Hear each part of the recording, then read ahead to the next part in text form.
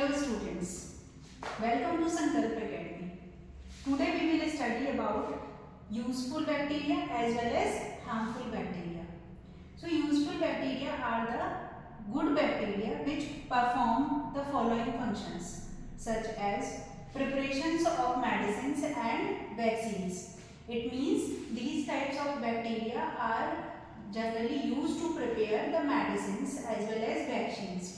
Such as example is Streptomyces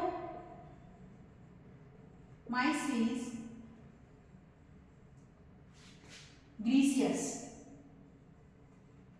Streptomyces graeus is the example of bacteria which is used to prepare antibiotics. Name is streptomycin. Streptomycin. So streptomycin is an antibiotic which is prepared from the Streptomyces graeus bacteria. While vaccines are also prepared. Vaccines are nothing. These are the medicines which are prepared from the killed or inactive bacteria. Such as example is polio vaccine. Polio vaccine and smallpox or chickenpox vaccine. Okay, so next is the some bacteria also help to convert curd into the milk, and this process is known as curdling of milk. How it possible? Because the milk have a sugar. This sugar is known as lactose sugar. Lactose sugar, and this sugar gets converted into lactic acid in presence of bacteria which is known as lactobacillus bacteria. Lactobacillus bacteria. So in presence of lactobacillus bacteria, the lactose sugar which is present in the milk is converted into the lactic acid, and due to presence of lactic acid it is sour in nature, so the curd has the sour taste. Next is the preparation of vinegar, and this vinegar is prepared from the fruit juices. So from the fruit juices, these fruit juices converted into the vinegar in presence of Acetobacter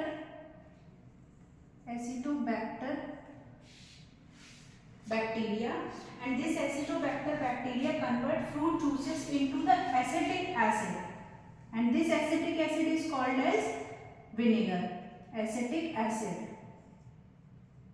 Okay, so now we understand how vinegar is prepared. Vinegar is prepared from the fruit juices in presence of Acetobacter enzyme. It converted into the acetic acid, and this acetic acid is nothing. It is called as vinegar. Next is the human good bacteria. It means certain bacteria which are present in the human large intestine, and these bacteria example is E. coli.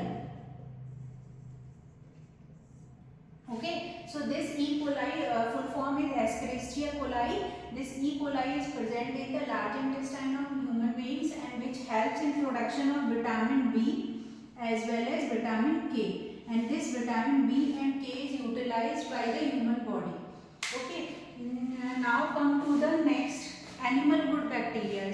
And animal good bacteria are nothing. These are present in the large intestine of cows and buffaloes, animals which help in the digestion of cellulose. Means animal good bacteria are those bacteria which are present in the large intestine of cow and buffaloes, which are herbivorous animals, and these generally helps in digestion of cellulose. Okay, now come to the plants bacteria, because some bacteria are also present in the plants, and example is Rhizobium. Rhizobium bacteria, and this bacteria is present generally in the root nodules of leguminous plants.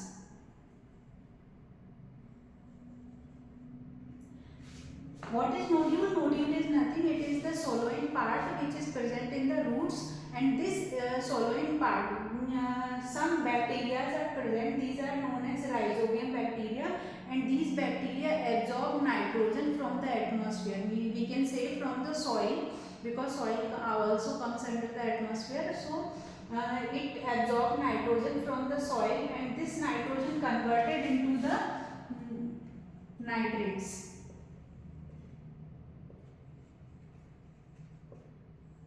And this nitrate is utilized by the plants, leguminous plants, as a nutrients. So rhizobium are generally helpful for the leguminous plants. While in respect to the rhizobium, these rhizobium generally lives in the nodules of the leguminous plants. So the leguminous plants are called as the host plant, and these host plant provide the shelter to the rhizobium bacteria. So generally these two organisms are mutually fulfilling each other and lives in harmony. So this type of process is called as symbiosis. Symbiosis. And these type of organisms are called as symbiotes. Okay. Now come to the saprophytic bacteria. Saprophytic bacteria are those bacteria which generally grows on the dead and decaying matters. Dead and decaying matters, and these bacteria generally helps in scavenging of the dead and decaying matters, means cleaning the dead materials. So these are called as saprophytic bacteria, and example is nitrifying bacteria. Example is nitrifying bacteria. Okay. Now come to the formation of leather. So some bacteria also help to generate the leather or from the skin, because leather is prepared from the skin of the animals. So it some bacteria helps in removing or curing the skin from the animals after their death. And in case of plants, generally some bacteria help in production of jute fibers from the jute plants, and it also helps to make it softer. Now come to the production of manures. Manures generally produced from the cow and buffalo dung with the help of bacteria, and it improves the fertility of soil. Fertility of soil. Now come to the production of biogas. Biogas, generally in metro cities there are several sewage plants are installed. In sewage plants, basically the human excreta are stored, and this human excreta evolve a gas after long period of time, and this gas is called as biogas. And some liquid or solid material, remaining liquid and solid material is considered as manure for the plants or the soil. It improves the fertility of soil, and this biogas, generally this evolved biogas, help in cooking of the food items. Now come to the harmful bacteria, and harmful bacteria are lots of bacteria available in the atmosphere, and these generally are bacteria responsible to generate the disease. These are responsible for the diseases. So here there are lots of diseases are discovered which are caused by the bacteria. Here I am giving some examples. First one is the pneumonia. And pneumonia is caused by the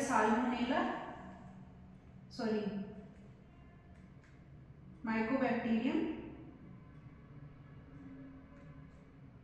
Streptococcus pneumoniae. Okay. Next is the tuberculosis, which is also known as TB, and it is caused by a bacteria named as Mycobacterium tuberculosis.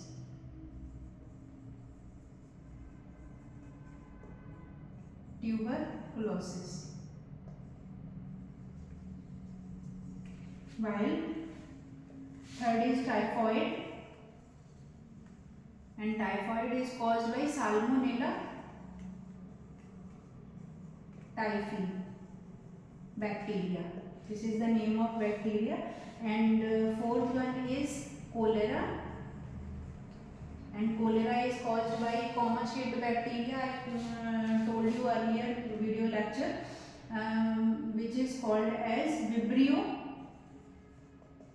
cholerae. Okay, and some bacteria also spoil the food, like milk, vegetables, fruits, and meat. We should basically be cautious after using the packaged food. We should see the expiry of that packaged food, and after expiration of that packaged food we should not consume it. So this is all about harmful as well as useful bacteria. In the next video lecture we will see the kingdom Protista. Thank you so much.